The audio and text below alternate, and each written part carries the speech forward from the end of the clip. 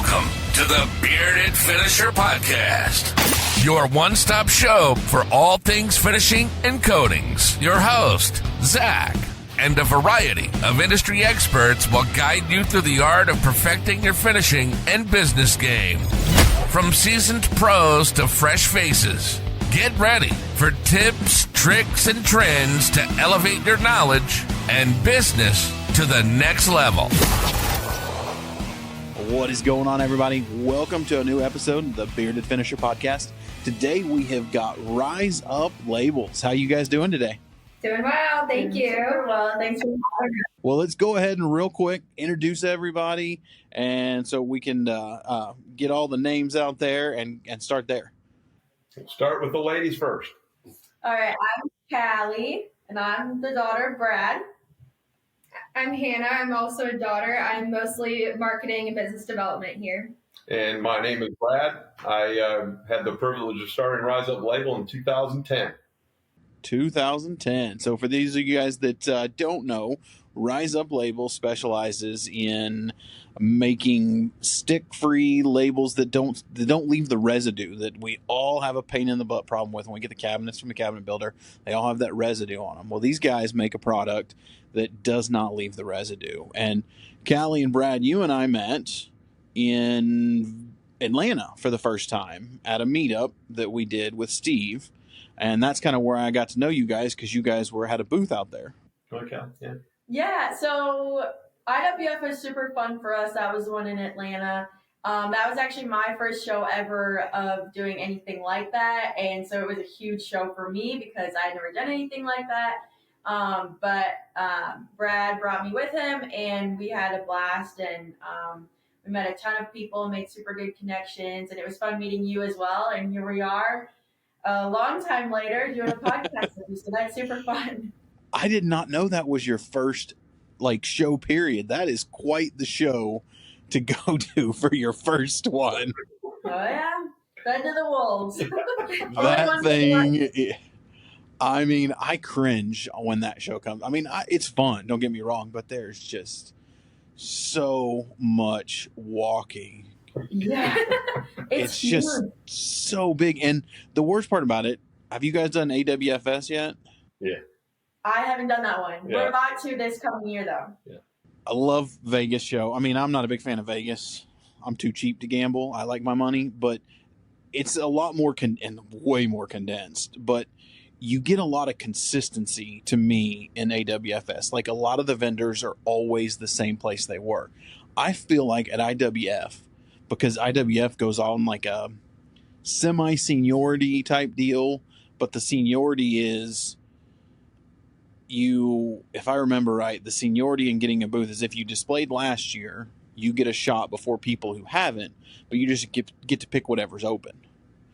And they just walk around, they'll walk around in Vegas. The IWF guys will walk around in Vegas and allow you to put your deposit and pick your booth for Atlanta the next year.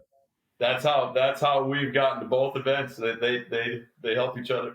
Yeah, they used to each do a show every year, and they finally got together and said we're killing each other on attendance. So then they went to even and odd years. But I think Vegas has a lot more consistency. Like, the guys are always the same place. And in Atlanta, you just never know. It's like where they were last year, they may move, and just because they could get a bigger spot or whatever, but I don't know. That show just is so crazy. It's so insane. And there's nothing around it is the other part. I mean, the event center, the Georgia World Congress, there's just nothing over there.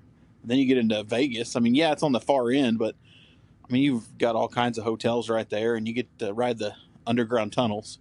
So you got to do that when you're there. If you haven't ridden the Tesla tunnels, it's fun to go do. Yeah, we'll have to do that. Yeah, we enjoyed. We've done some different types of summits and smaller events and association events and stuff, and we just enjoy them all. They all have their little flavor. And what we learned at IWF and AWFS is our joke is not a joke, we actually do it, but we'll grab a corner booth, a 10 by 10. We don't need much, we don't have a lot of stuff. And we push the tables back, and Callie gets on one corner and I get on one corner, and I say, all right, we have a little card that shows on a piece of wood that you peel the label off of a regular removable label that leaves residue, and then you just tear it up right in front of them. I said, just go out there and trick people, just get them out there, and because they're not coming here to look at labels, they're looking at machines and parts and what have you. So we go out there and we kind of semi-trip them up and say, hey, have you seen this before? And you peel up, they're like, yeah, why? And then we turn it over and we peel up our label, and they're like, well, wait a minute here. And they come to our thing, and they're all of a sudden, they're just locked in. And all these business owners and shop owners are like, wow. They're like, we've never seen this. Where's it even been for the last 20 years? Because we've been paying people to peel labels off, and our installers are all mad at us because they're got heat guns in the back of their trucks, and they're working with all this residue, and they get charged back for that. So we've learned all of this stuff that these woodworkers have just a mess with a silly label.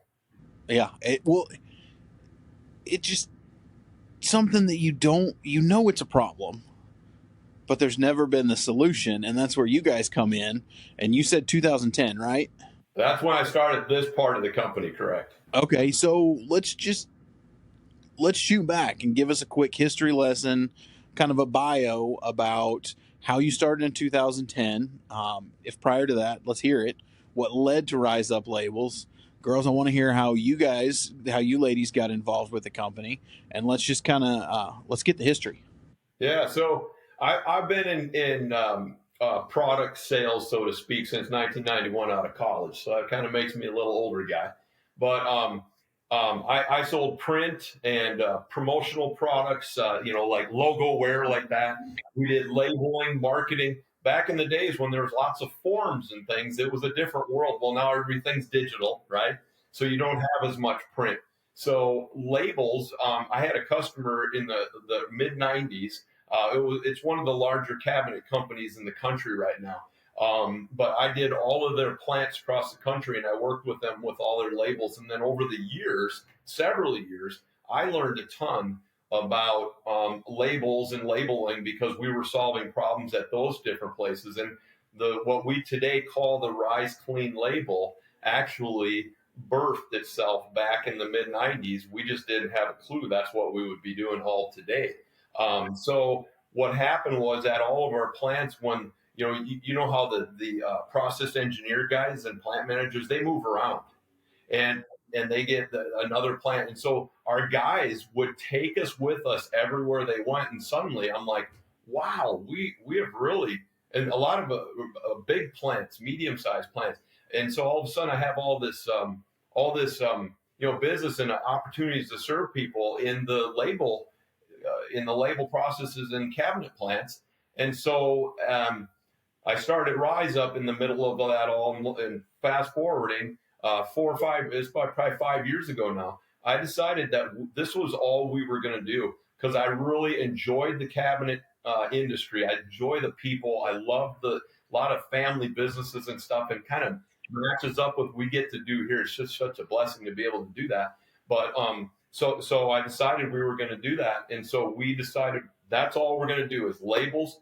The RiseClean label and other labels. We also do a paint masking label for painting, but we're going to bring these solutions to the entire industry as a whole. Instead of me supplying a whole bunch of different products to everybody, I'm going to supply a couple good products and solutions with the kind of service that Rise Up has always given to a specific industry, and we chose the woodworking industry.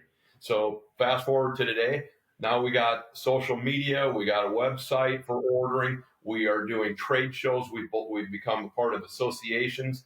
We got worldwide presence now. We're actually communicating with the UK, Puerto Rico, Mexico, Canada. So it's spreading. The word is spreading, and we're just following that word. So that's really where we're at today. And obviously my role has, like I said, that's been a blessing to be able to be a part of that whole journey. So that's my story. Is that is that something you would have ever thought? I mean, from where you started to where the company is now, I mean, No. That's a crazy turn. I mean, that's not something you would think would be. I mean, that's what happens in businesses, but you guys have stayed open to that. Yeah. No, that is one of the things that I look to heaven and thank God for every day, because that is a gift, and I would have never been able to do that myself for sure. That is awesome. So we'll start, Callie. How did you get in? Well, let's start with Hannah first because she's been in it longer than me. So I'll let her go first, and then I can tell my story. Barely longer, not much longer. Obviously, Callie and I both grew up around the small business and the idea of entrepreneurship. Kind of going back to how we got to where we are today. 10 years ago, I didn't know how to tell my friends what my dad did for a living. He did a little bit of everything, and I didn't know how to describe that. And now, obviously, it's very clear. So now when people ask what we do, we have a clear answer. But yeah, I definitely could not have told you 10 years ago or any further than that where we'd be today. But basically, so yeah, we grew up around it, learning the small business world and just kind of how like people focused a small business is, and the importance of serving other people. And so obviously grew up around that. And then after college, I went and did my own thing. I started a digital marketing agency, and I've been doing that for about 6 years. And sometime around, I don't know, the end of 2023, I think it was, Dad and I started talking about bringing my services to his business. And I'm not quite sure how it snowballed from there. Well, what did you originally say about the woodworking industry? I definitely did not think that this industry was on social media. I worked primarily with coaches and like women entrepreneurs, and he asked me about social media, and I said, there is no way that the woodworking industry is on social media. Like, there's no way these guys are spending time on Instagram, Facebook, YouTube, podcasts. I'm like, look, there's just no way. And so he encouraged me to dig into it a little bit more. So I did, and found that actually you guys are pretty active. And so I mean, it's interesting because you almost have, I mean, since it's come out, I think a lot of guys have been forced to, because our trade is so visual. Yeah. And how else can you show off a custom kitchen or a paint job or a specialty finish? I mean, it's exploded for the woodworking guys for sure. Mm-hmm. Yeah, and I think too that, I don't know about specifically for your industry, but my business in 2020 absolutely like skyrocketed because everyone was forced to go online. I'm sure that was the case with the woodworking industry as well, and I'm sure that was a huge factor. And a lot of people maybe that had resisted it as at first decided to hop onto social media and try and connect with other people. I mean, it really takes your business from a local, a local venture to completely worldwide, which is what we're seeing right now as well. The brand recognition you get from going, I interviewed a guy who does furniture restoration in California, great guy, named Aaron. And he was like, when he got into social media, and he actually ended up writing a book on furniture refinishing that's incredible. But he was like, I mean, you're not limited to your zip code.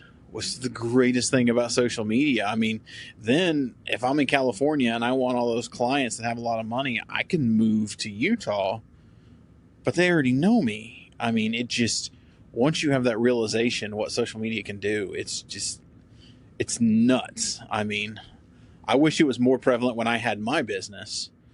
I think it would have made growing a lot easier, but It opens a lot of doors that you would not have seen coming. Yeah. So do you still do social media for like coaches and stuff on the side, or are you solely working for Rise Up now? I would say over the last year, I've kind of not put my business on a back burner, but allowed my team members to take a lot more of the lead on the accounts that they were working on or we were working on together. And so the girls that work with me are incredible, and they're very like self-driven, self-led. So I let them do a lot of the actual like execution of the services we provide, while I do a little bit more of the high level stuff, making sure the company keeps running. But my focus is growing more towards this side. This is stealing my heart. It is. I'm reeling her in. Getting her sucked in. I tell everyone about this industry, and I'm like, once you get into this industry, you can't get out. Yeah. There's like some sort of weird sickness when this Mhm. finishing, painting world, woodworking world sucks you in. Like I've tried to get out of it twice, and you just get pulled right back in. And finally, you're just like, all right, this is the way it's supposed to be. Yeah, that's right. Yeah. Yeah. So that's kind of where we're at now. That's awesome. Yeah. Okay, I guess I can go now. So I recently kind of joined and just started fully like committing to them and this business. So I actually just graduated college not that long ago. Technically this past winter actually. And my major was kind of unrelated. I had business as my major for a while, and then I actually ended up switching to public health. And I had a nutrition minor the entire way. So it's like completely unrelated. But long story short, I got to go to Costa Rica for an internship out of it, and it was the most amazing experience. And so I feel like the Lord really put me there for a reason, which is awesome. And then, so I graduated and I came home and I'm like, okay, I have this big decision now. It's like, do I do something with my major? Or I also have this other option where my dad started this business a while ago and now my sister is working for him and it's kind of becoming this family business, especially if I were to hop in and like also add to that. So I kind of had this like decision that I had to make when I got home from college, and it's like, okay, am I gonna go work with my family, or am I gonna go out into the big bad world and go to my own path and whatever? And neither of them really scared me. It wasn't really about that. It was more of just like, okay, where do my values align with how the family business is versus like the outside world? And how does that all kind of work? And I think I kind of went a lot off of that because I've grown up with dad. Obviously, I've listened to all of his phone calls, and I really just like, from as his daughter, I like, he's such an honest man and he's really out here just to help people and he's creating relationship with people, and like he has such a good heart for people and this industry. And like you were just saying, like the woodworking industry is really cool once you get into it, right? Because you're creating relationships and you're getting to know people, and then all of a sudden this industry that's huge becomes a little smaller and a little smaller. And I've hopped into some of like we were talking about IWF. I did that last summer as just kind of like a side thing to help him out and go with him and kind of experience it. And like you said, it just kind of reels you in, and it's like, wow, like there's some really great people in here. Um, and so yeah, I just kind of, my decision was kind of based off of that, and I love working with them. We're a really tight family, and we have a lot of good things going. And yeah, I just from that, like my values align with their values, and we have our faith, and we work with integrity, and we're really just here to serve people. And That's so awesome. I'm really aligned with that. And yeah. It's very refreshing when you see companies that, and I think I can relate a lot with that. You know, I've always said I've been in sales, owned my own businesses. It's about, everything in this world is about relationships, and the relationship can be, I'm a big believer in transformative relationships. So it's, I get something from you and you get something from me. It's not one way. There's nothing transactional about it. If you've got a transactional relationship, it's, to me, it's a poison of sorts. It's not worth having that. I want it to be, always want relationships to be a two-way street. And that's all selling is creating relationships, serving people. I mean, it's nothing more than that. There's not a technique to it. And that's another awesome thing about this industry that like I've found as I've like spent more time in it, is really like everyone that you meet is just there to help each other and help each other grow, and education. It's not just you go in and sell your product. It's like, how can we help these people be educated on how to solve these problems that are like the dumb little label problem? It's like, well, how can we help them on that? And it's so simple, but like we're really just here to help people and educate and be like, you can be better this way. Like, let's work together and get it fixed. So so give me a little background about Rise Up. I mean, are you guys manufacturing the labels here in the U.S.? Kind of run me through how the company is set up and things like that, how you guys are operating.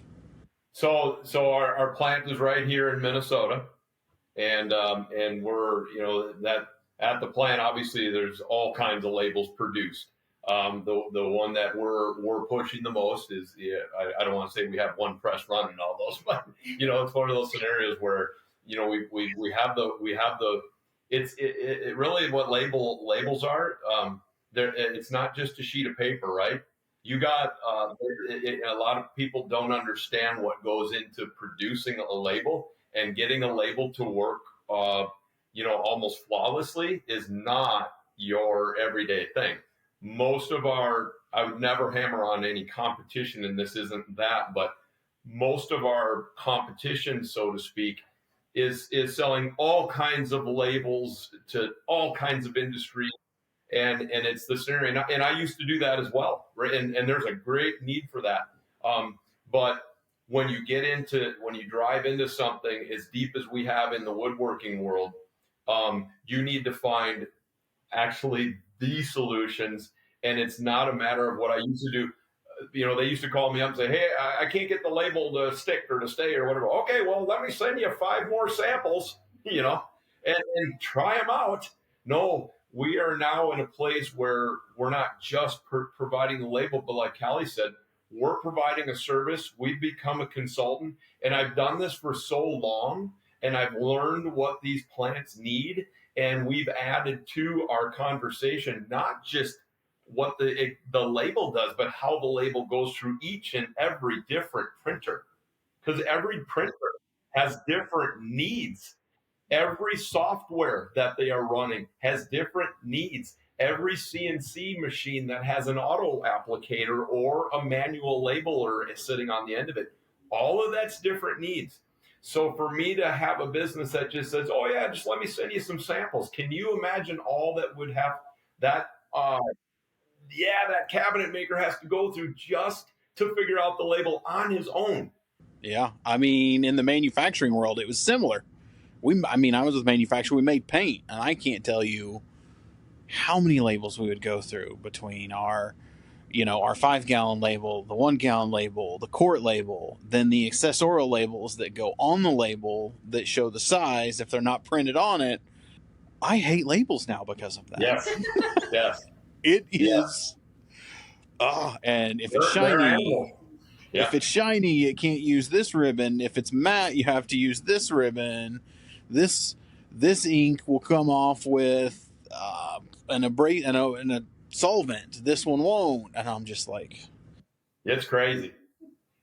And every one of those applications requires about 3 or 4 different specifications. Yes, and cabinet builders are not a quiet group. They're not a keep to themselves when it's not going right group, shall we say.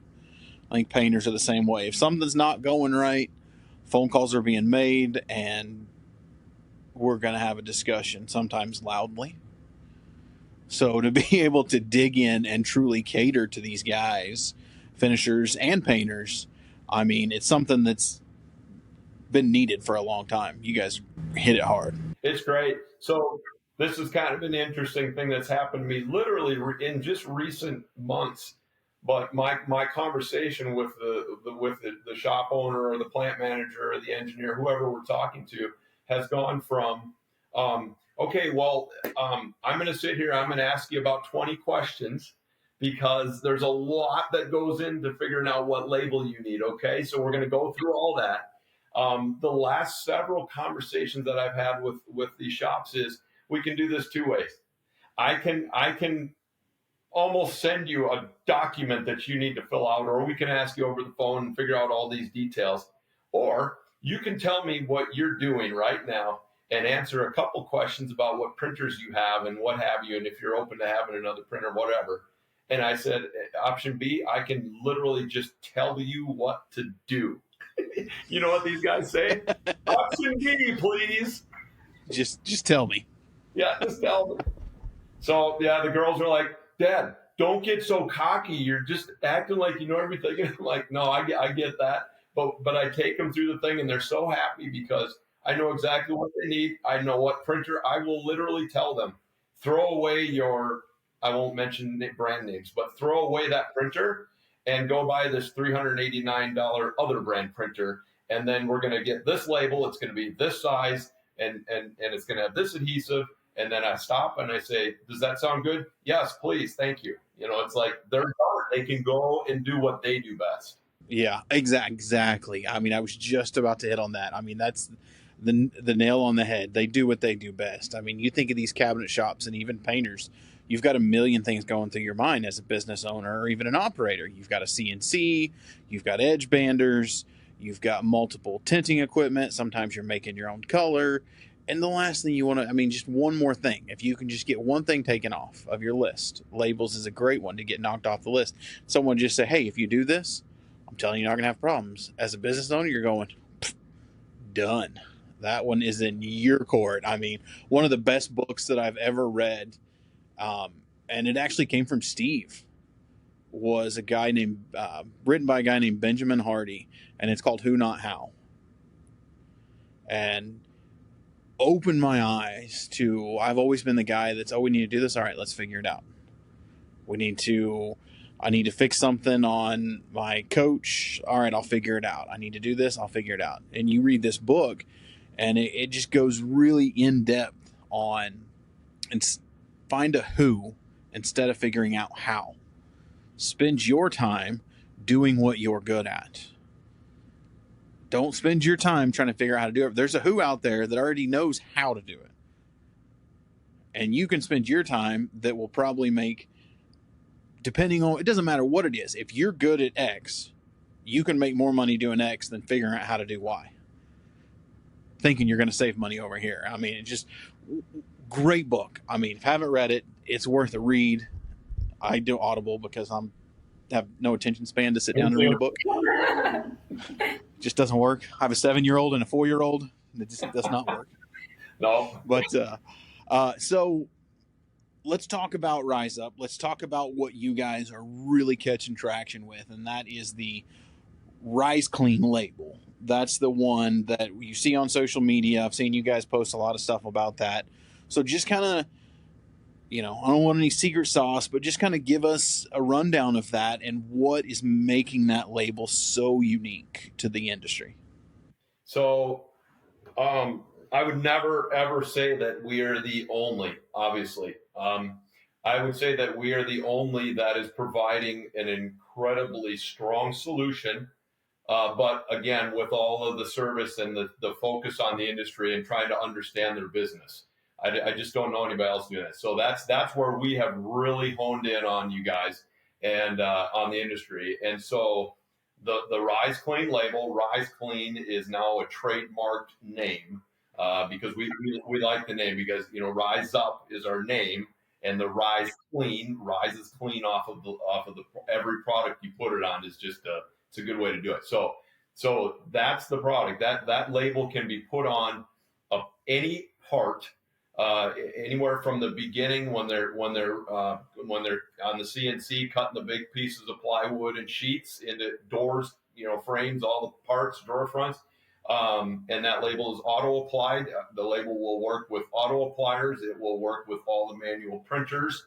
It's a standard specification label. The special part is the adhesive, which just was clean. Everybody's bought a product at the store and peeled off that label, and it drives you absolutely crazy. You got a new product there, and you can literally not get that stupid little label off. So it's not a new problem.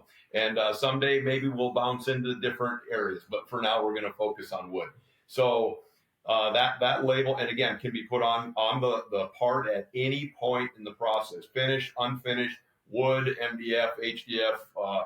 All the different, plywoods on the edges, on the ends, however you want it. We've even created labels now. I went from working with probably, a dozen to 15 plants 3 years ago. I think we have over 250 clients now. Yeah. And I'm not cold calling and knocking on doors anymore. It's these guys. I was going to say, that's an awesome feeling, but no, that's a good one to pass down. Yeah, I mean, that's always good. Yeah, so that's what it is. And here's another thing I'll add to this that we just added into our quote-unquote toolbox for the conversation.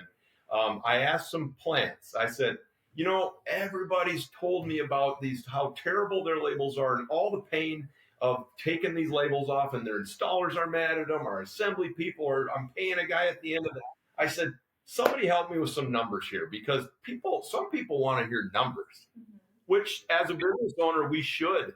So I got on the phone one day and I asked a few of them, and here's what I heard. These were all guys that were having the residue problem. They were scraping labels. And I said, first of all, obviously labor's probably $25 an hour. So that makes 42 cents per minute. Yep, they all agree. I said, okay, so you got a label that has to be scraped off. How long do you think it takes your guy to scrape? Oh, he goes, these guys are like, I've done it a million times. It took anywhere from an average of 2 to 5 minutes.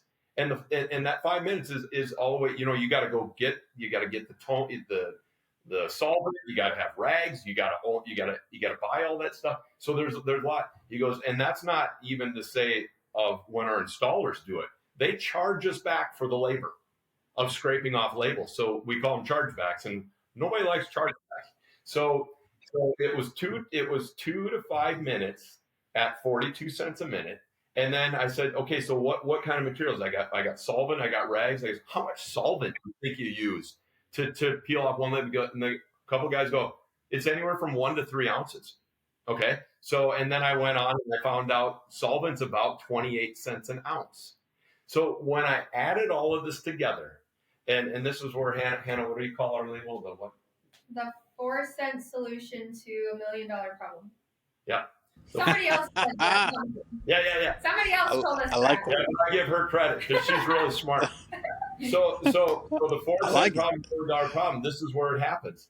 And I said, okay, yeah, and I asked them both. I said, is it every label or just a few? The lowest number was 75% of every label that went on, and the other guy said it's every one. Okay, so you got a range of all this. Yeah, so I added up the numbers. It's anywhere from the very low end, $3 to $7 per label cost for the manufacturer. Just to remove it. Yes. That doesn't even figure in buying the label. Yes. And then Zach, we got people that say, well, your label's 1.5 cents more than my other one. And I say, can I tell you a story? So that's I wanted to add that in there because that's I mean 7.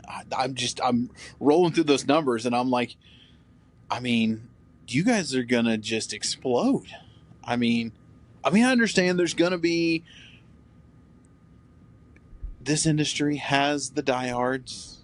We have the old guys that never want to change their mind for anything. Yeah. But that one seems like a pretty simple answer to me. I don't even know how you could say no to that. Yeah. Once they start using our label, that's how it is. Yeah. They don't go back. Yeah. Yeah. So do you guys offer, I've seen the demos. I got a couple in that spectacular blanket that my kids are absolutely in love with. Yay. That giant blanket.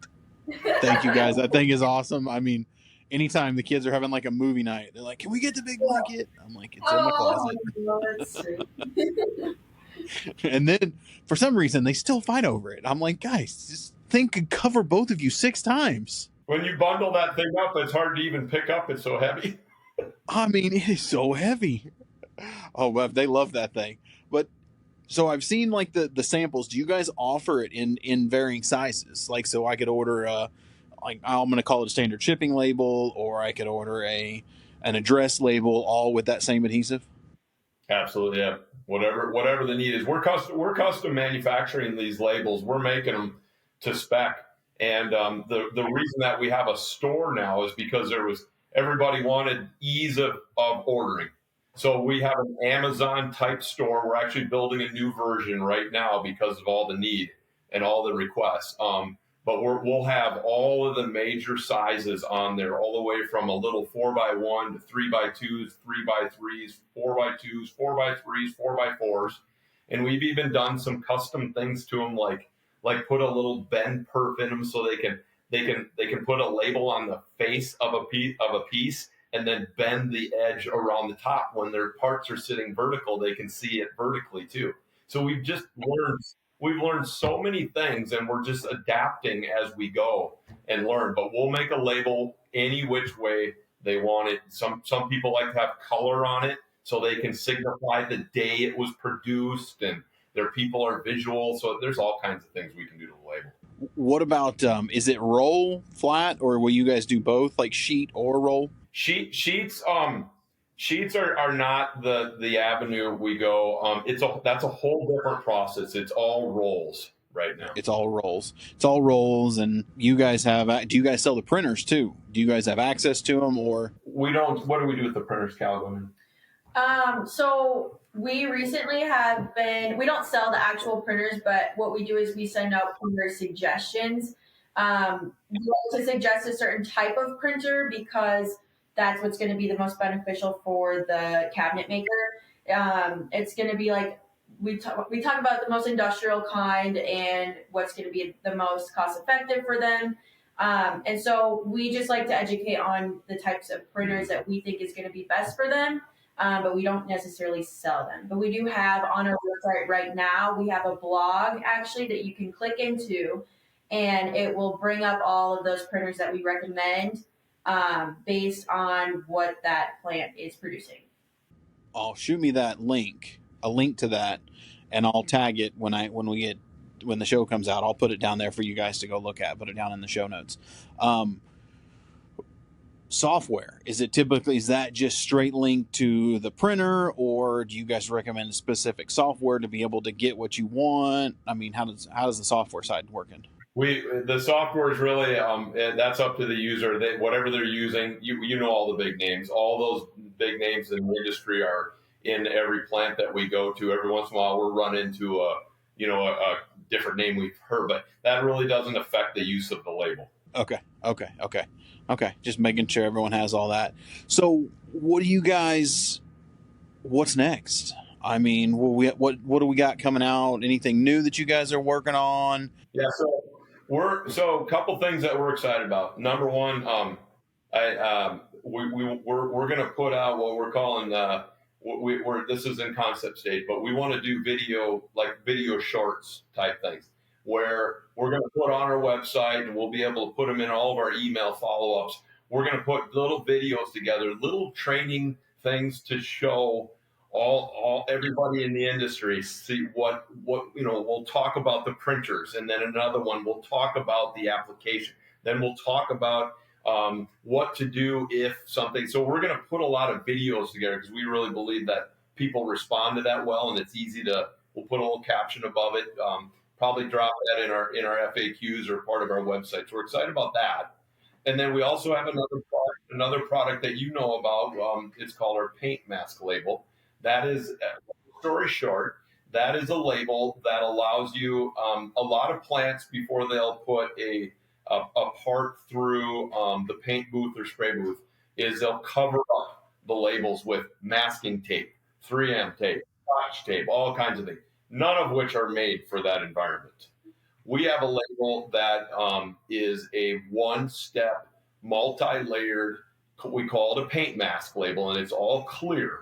And you print on the back of the label, not to get into too many technicalities, but basically when you put it on and then it goes through spray, obviously your image disappears, you can't see it, but there's a little edge that you chip up and you pull off a top clear layer and re-expose the data underneath so that part can be tracked through the rest of the plant and you know what it's for. Usually this label is obviously put in places where it can stay with the product, usually on edges or on the back or an upper corner.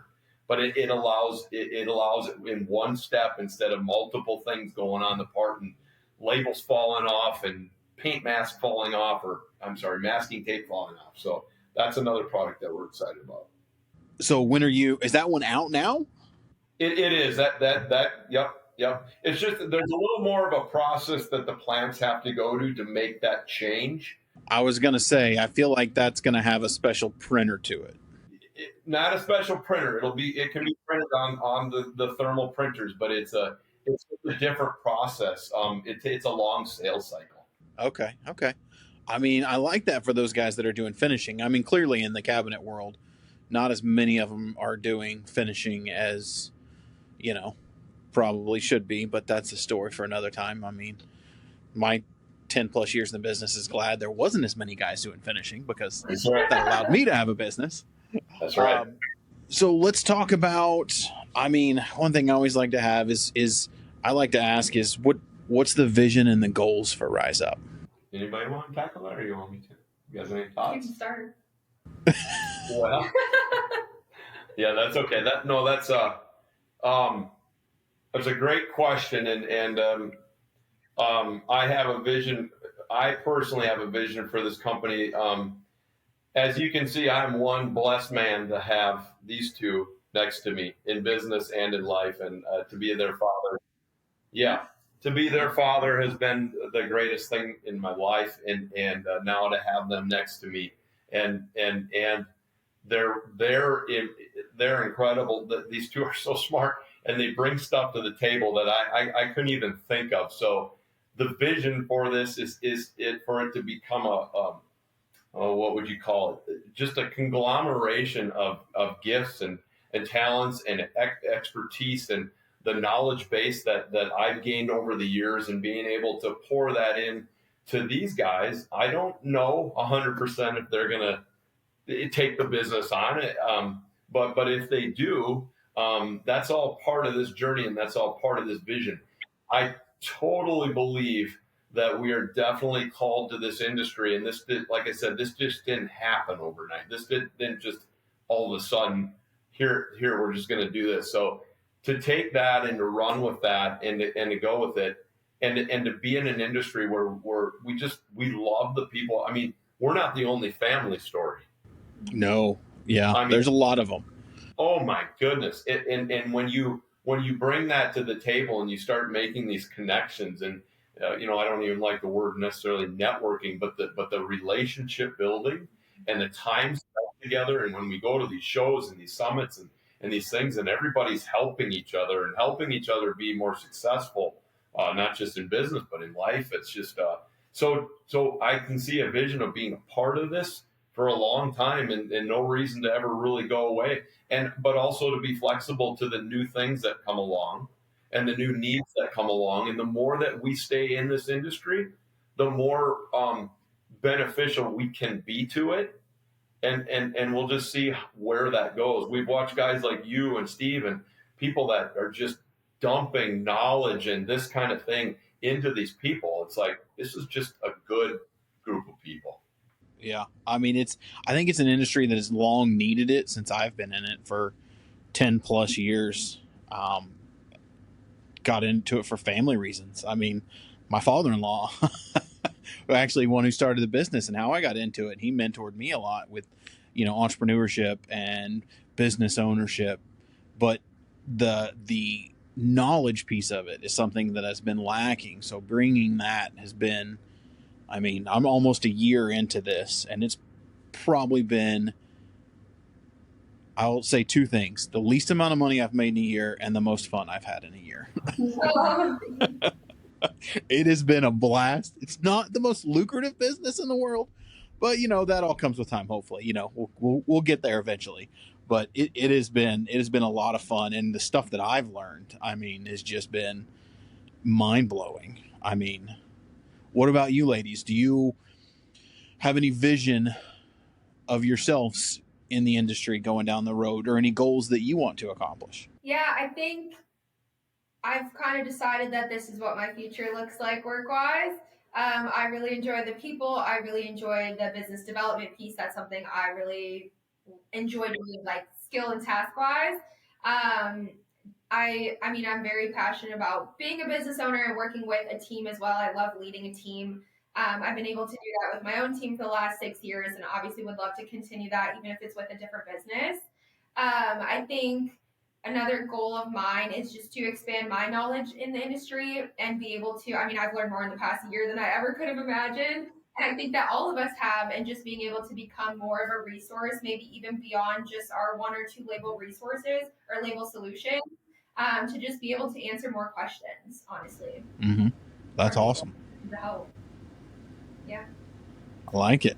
And try and rope her into rope her into it too. Yeah, which I've already been roped in. So. I mean, I think she's sucked in. I mean, it's she's already been to the shows. It's over. Yeah, yeah. We keep All that signing her up equipment, for it just sucks you in. Yeah. So, I mean, she got to meet the bearded guy. yeah, I did. Real life. I don't know if there's a whole lot special to that, but Oh man. So what shows do you guys got coming up this year? Well, that's another thing I was just going to talk about. Another, like, one of our goals and visions is just to keep showing up in person. Like, over online is great, but it's so much, like, better in person. Like, when we meet you in person, it's just so much more fun, and this is awesome. This is super fun. But seeing people in person is like just getting that human connection, and the socializing with people and building relationships in person is awesome. And that's something that I love personally. She does great on social media, and I will give that to her. But we like to be out there, and hopefully she'll come. We're trying to rope her into that. Yeah, you got to go to at least one of the shows so you can see it. Yeah, I mean, they're fun, and that's something that we want to continue doing. Is just like being there in person, showing up for people, and just meeting people in person is a huge thing. And we want to be there to answer questions. We want to be there to educate people, help people with that dumb little problem in their plant. It's tiny, but it's a big deal to people. So we like to. have you? Yeah. I'm trying to remember. Have you guys heard of WorkbenchCon? I don't think we have. It's in Atlanta. Oh man, I want to say it's coming up, but with the education side that you guys are doing and the social media focus that you have, look at WorkbenchCon. It's a show, but it's geared a lot towards how. I don't say how, but it's a lot of influencers. There's a lot of podcast guys that set up, that record live episodes at the show. But it's all around the woodworking industry, but it's like the digital and education side of the woodworking industry. I like that. I mean, Yeah. Sounds like a good I think this is the show you'll get Hannah to. That's gonna be the one. I want to say it's either coming up this weekend Oh wow. or the next. It's in February. It's in February, March. I just can't remember, but I heard of it from. Do you guys know Skylar and Hannah and Chad over at Surf Prep Sanding? Have you met them? Okay, I got to introduce you to them. I mean, Brad, you remind me so much of Chad, or of Skylar. Again, it's a family-owned business, and I mean, I think you guys could be brothers. It's kind of weird. I mean, look a lot alike, but he has a very similar story of how they got into the industry, and they sold abrasives, industrial abrasives. So they sell sanding paper, sanding equipment, but they sell it all over the U.S. They have their own equipment. They make all their abrasives in California or in South Carolina. I can't remember, but one of those two places. But same thing. Skylar and his wife, Mary, Hannah's his daughter, her husband, they both work for the company. His other son, and his wife work for the company. It's very family focused, small company, but they're doing some amazing stuff. And they introduced me to WorkbenchCon. And if you're into the social media world and the digital space, but all focused on the woodworking industry, it's an awesome place to go. There's some real decision makers there that can help you guys out with like growing into that world. Something I would look at for you guys for sure. Thank you. Yeah, We'll definitely look into that. Yeah. Let's see here. So, Brad, business wise, I don't want to keep you guys too much longer. I know you got stuff to do, but what advice would you give to these guys out there, these young guys that are just now getting into this business, that are starting a business? Same thing, Hannah, you've started a company. Like, what advice would you guys have for young people out there, even no matter what the age is, as far as whether it's training, whether it's skills, digital? I mean, what's the advice? Well, I guess I would say the most important thing is to do business the way that you are wired and the way that your value that matches who you are, what your values are, and remember, Hannah's been through this because um, it's not just the product that you sell. Mm-hmm. It's what you do for people. People. I was told this by a coach a long time ago, a business coach of mine. He said, Brad, never forget, people buy from people that they know, they like, and they trust. And so we have to be those people. And if we're not those people, as we know, we reap what we sow. And so that's the biggest thing. And also knowing, getting into business, that, as we all know, it's not, you don't just flick a light switch and have success. Welcome to life. Welcome to everything that we do in life. And so remembering that it is a journey, and it's something that you're not going to know everything today. I think everybody should be, I always have believed in coaching and mentoring and having people that have gone before you, because we can't know it all on our own. We can't study enough books. And between those, learning from those relationships and relating with people, always, one guy shared with me one year, he said, he asked the same question. He said, my greatest advice in life is, Brad, always have a hand up where you're holding the hand of somebody that's gone before you, and then always have a hand down where you're helping someone that's coming behind you. Oh, that's genius. Yeah. 100. I do some coaching to some clients all the time, in the paint service world. And I tell them all the time, I'm like, I get it. You finished a pretty set of cabinets, but they're not going to call you because your pictures of cabinets look good. I don't care how ugly you think you are. Get in front of the camera. People buy from people. They want to know who they're buying from.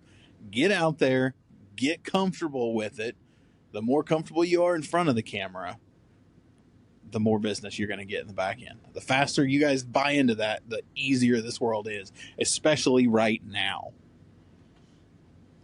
Yeah. Hannah, what about you? What would be your advice? Yeah, well, he stole mine naturally.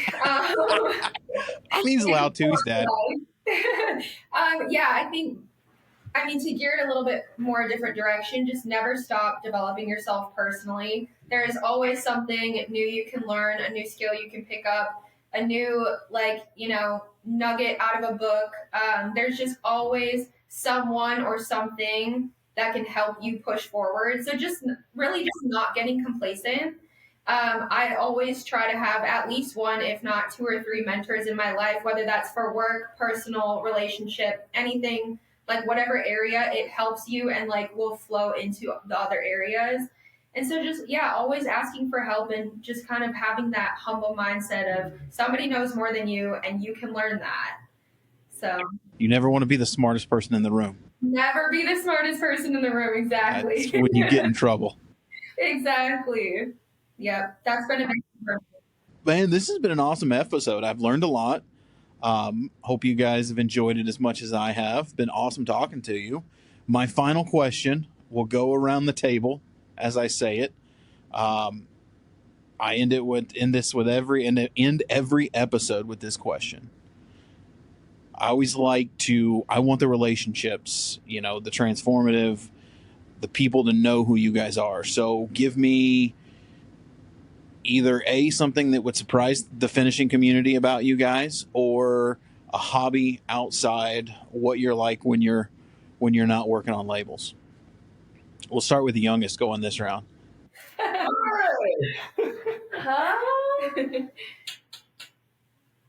I love traveling. That's going to be mine. Outside of working, I guess it kind of coincides a little bit with that too, but I just lived in Costa Rica for 4 months, and that was awesome. Totally different culture. It was great.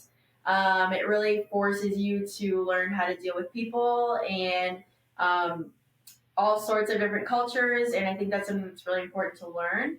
And now that I'm working in this group, I get to go to a bunch of shows and travel all around the country, hopefully outside the country soon again. There you go.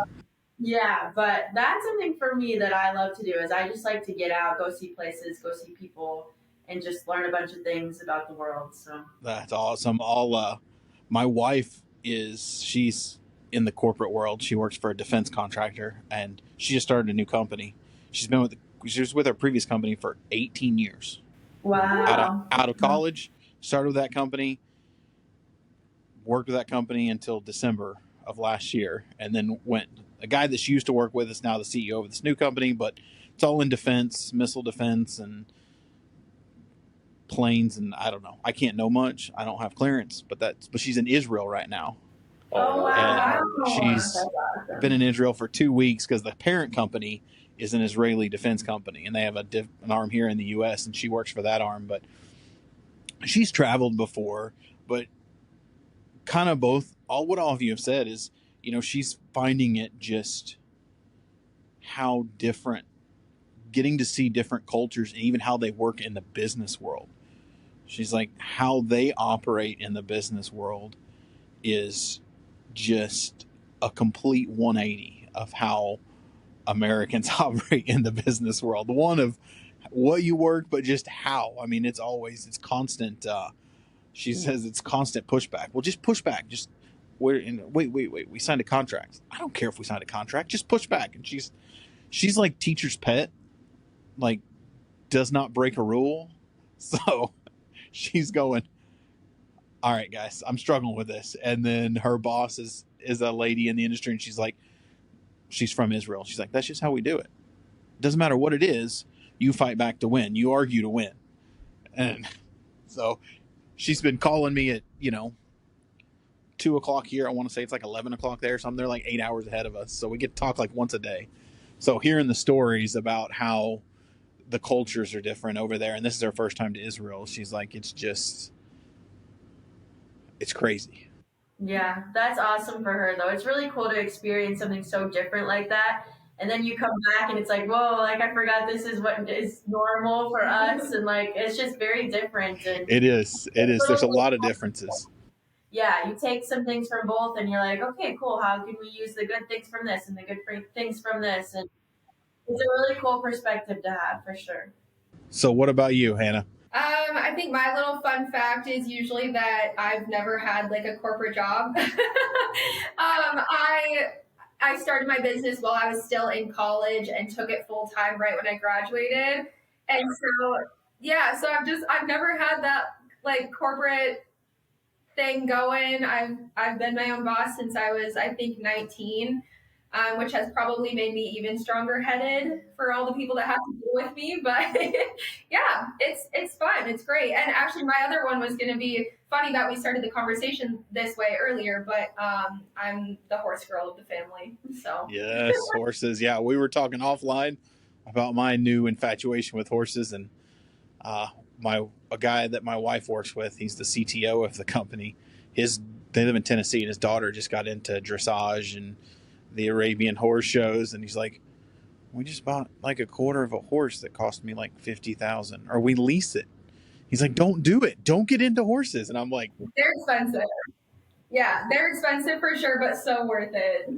Yeah, they're pretty fun. I mean, I'm having a blast. I mean, even if it's something you don't do every day. I mean, on the weekends, or end up looking at buying a horse and just take it off for trail rides and stuff. I mean, it's so peaceful and absolutely insane to me at how large they are, but how sensitive they are with like controlling them and being able to maneuver them. It's just like you just whisper and they pick up on it. They pick up on your attitude. It's nuts. It teaches you a lot as the rider. Yeah, it really does. Yeah, it's great for my son who's 7 and like,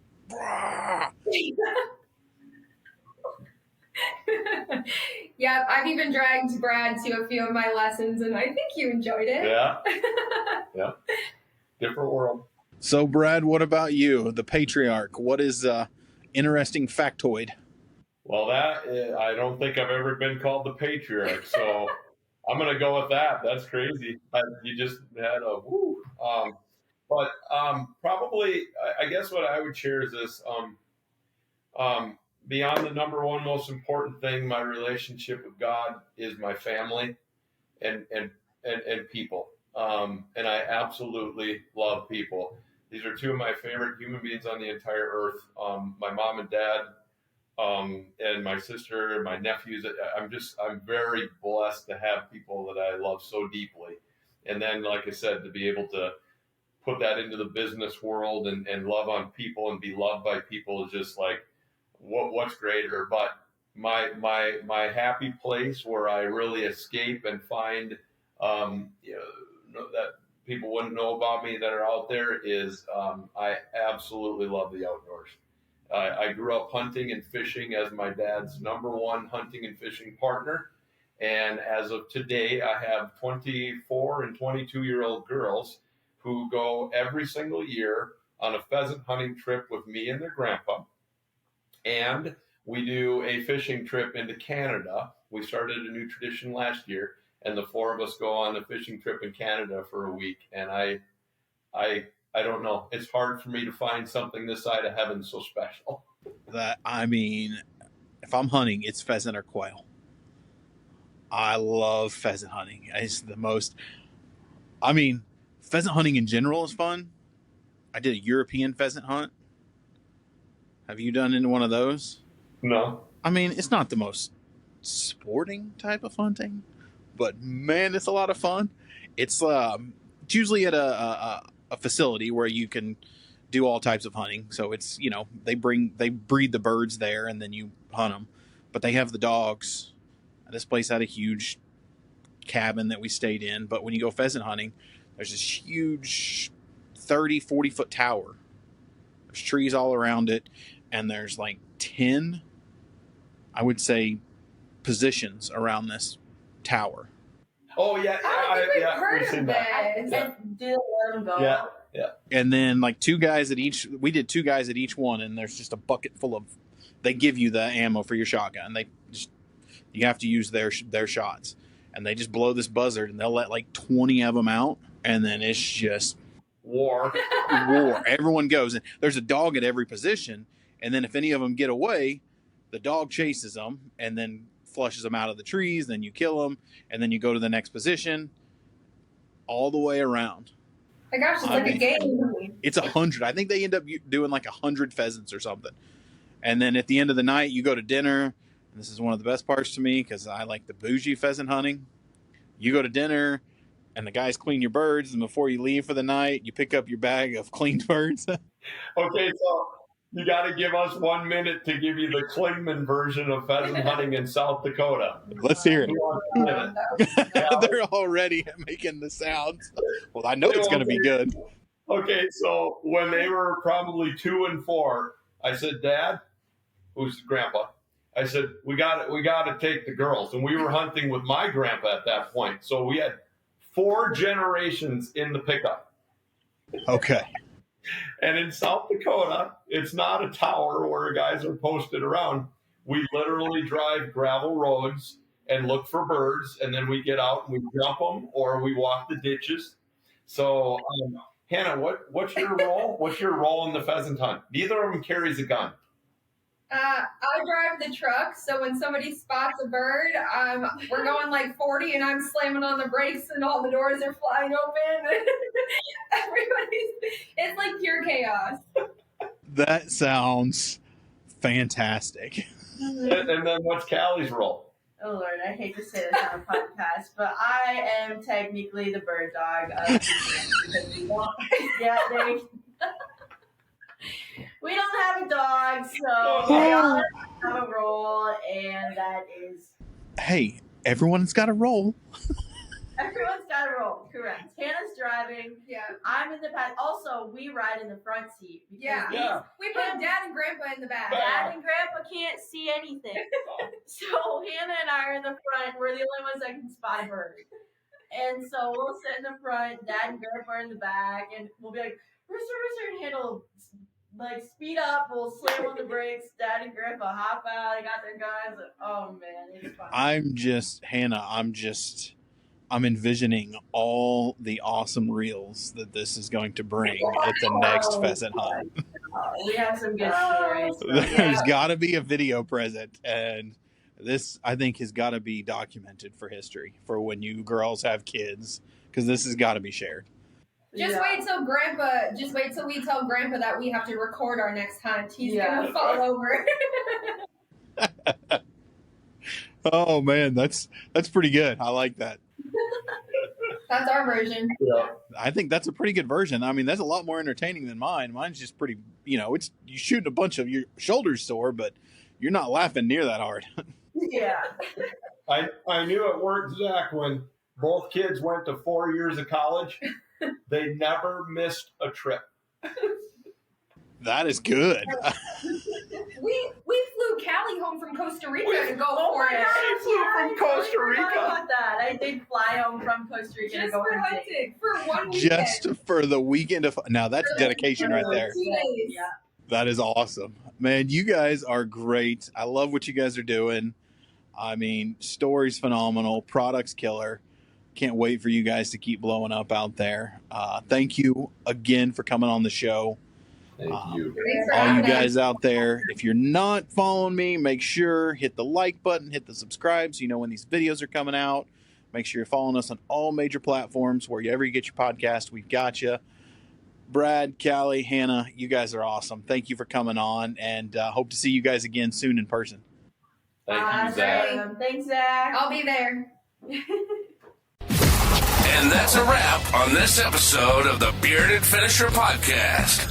We thank everyone for joining. Keep hustling, keep learning, and never settle for anything less than your best. Remember, the path to perfection is a journey, not a destination.